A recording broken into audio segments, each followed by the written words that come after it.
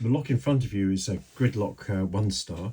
This can come in one of two versions, one without trap pins and one with trap pins. And the only way that you're going to find out which version you have is by picking it and rotating the core and seeing whether it becomes trapped or not.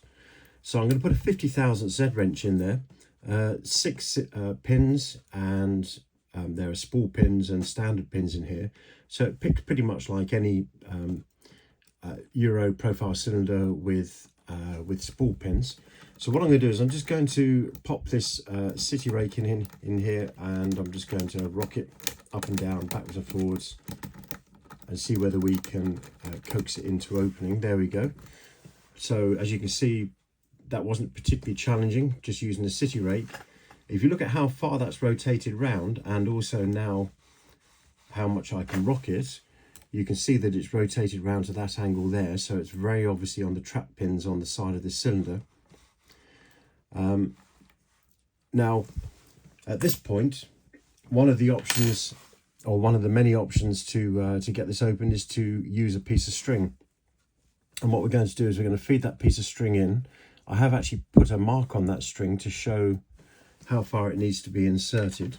So I'm going to push that in even further. There we go.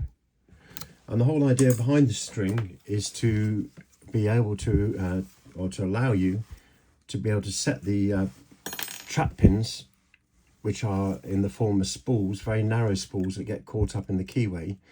It allows you to set them and keep them in the same place, or keep them in position. So what I'm going to do is I'm just going to rock the core backwards and forwards whilst pressing down on all of the pins. There's 3 trap pins in this direction. I'm not saying that's going to be the same on all locks, but basically what we're doing here is we are trying to depress 3 trap pins, and when they're depressed, the cylinder will rotate round past this point. A few moments later. And there we go. So we've now actually gone past those trap pins. The string has kept them in position. I'm now going to take the string out, and to avoid the trap pins firing into the bottom of the keyway when it passes through the bottom here, I'm going to use a cut down key, which will allow me to rotate that cylinder around and past both of the sets of trap pins, and also the